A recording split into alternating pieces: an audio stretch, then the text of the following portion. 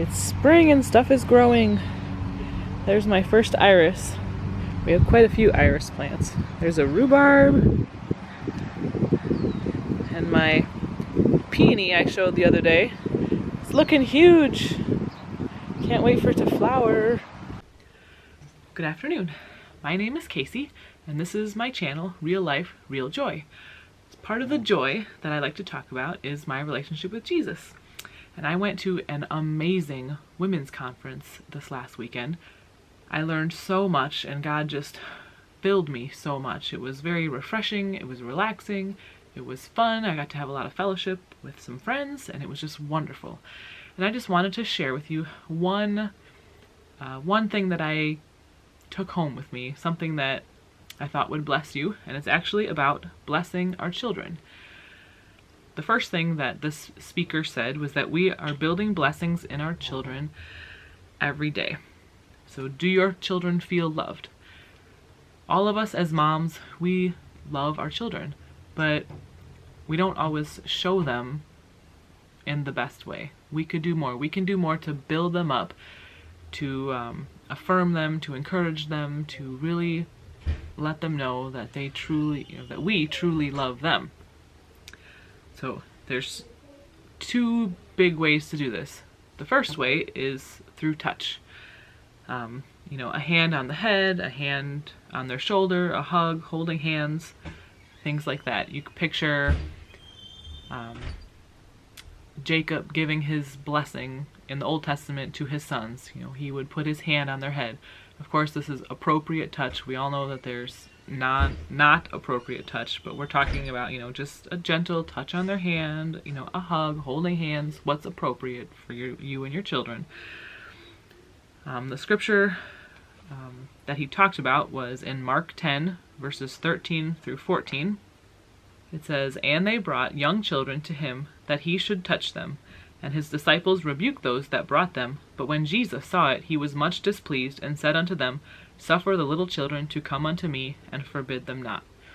So Jesus touched these children. He welcomed them. He gave them a hug. He put his hand on their heads and blessed them. And that is a very important thing to do. It fills a need for our children. The second way is through our words, good words that are spoken and are affirming. Proverbs 18:21 says, "Death and life are in the power of the tongue." The example for this that I'm going to give you is Mary and Joseph. They took baby Jesus to the temple, right? And there was an old man there named Simeon. And in Luke 2:28, it says that Simeon took Jesus in his arms and blessed God, Jesus, and then Mary and Joseph.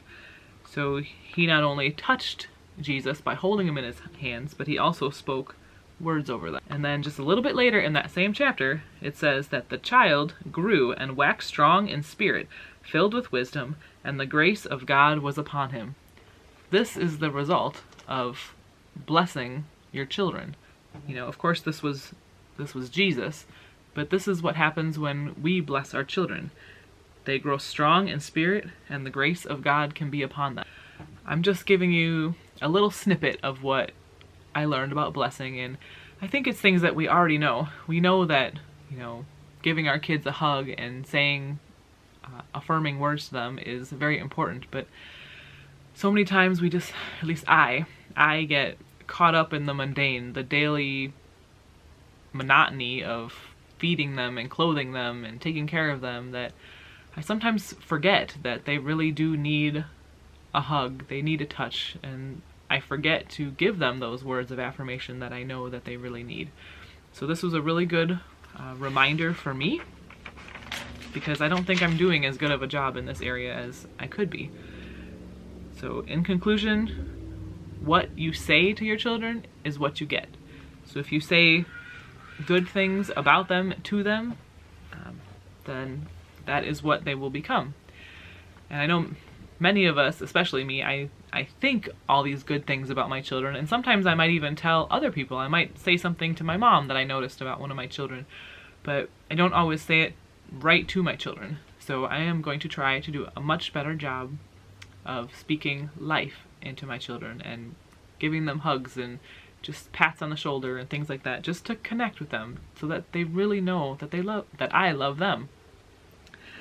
So, and here is an actual blessing in Numbers chapter 6. You can say this exact blessing to your children, which will bless them. So it's Numbers 6:23 through 27. It says, "Speak unto Aaron and unto his sons, saying, On this wise ye shall bless the children of Israel, saying to them, The Lord bless thee and keep thee. The Lord make his face shine upon thee, and be gracious unto thee. The Lord lift up his countenance upon thee, and give thee peace. And they shall put my name upon the children of Israel, and I will bless them." Well, today is actually Mother's Day, so I hope that all of you had a wonderful Mother's Day. We are not doing a whole lot. Like I said, I was gone most of the weekend, so we're just resting, relaxing, and I think we're going to take a hike once the boys wake up from their naps. So I will probably take you along with me on our hike. Have a wonderful Mother's Day.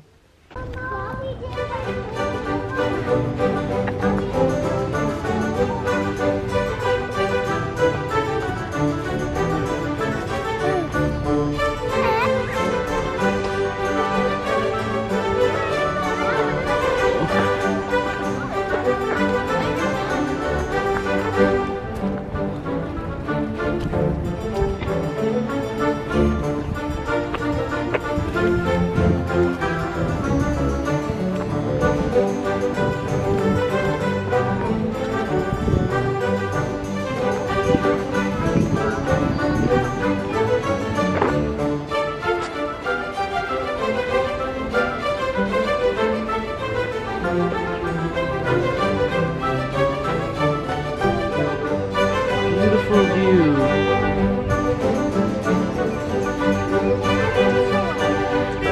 You?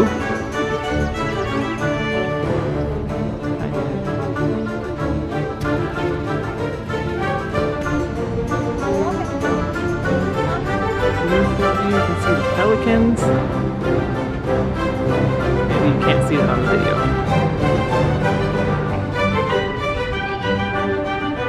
There's Daddy. Daddy's got Daniel on his back now. He's carrying him. Well, I just wanted to show you what my Bible was. This is my Bible. You can see it has a stain on the top. I think I actually set a milk bottle for my baby on top of it one time and it spilled a little bit. So that's kind of sad. I can't get that off. But it is a Thompson Chain Reference Bible, a red letter edition, and I love it. It was given to me when I graduated from high school, so I was 18, almost exactly 20 years ago. That shows my age, but this is my Bible. I absolutely love it. Full of underlines, and you can see like even different colors.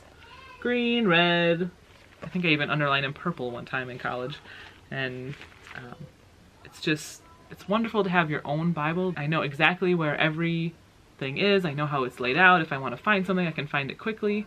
So if you don't have your own Bible, I encourage you to get one.